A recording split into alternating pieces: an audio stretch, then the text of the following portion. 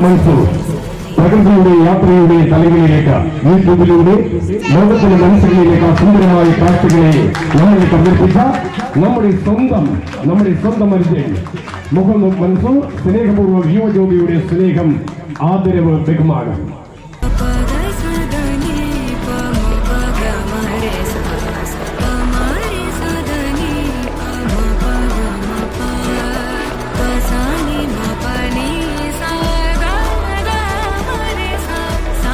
യുവജ്യോതി സാംസ്കാരിക കലാസമിതി വർഷങ്ങൾക്ക് മുമ്പ് 26 വർഷമായി ഈ ഒരു സംഘടന അല്ലെങ്കിൽ നമ്മുടെ ഈ ഒരു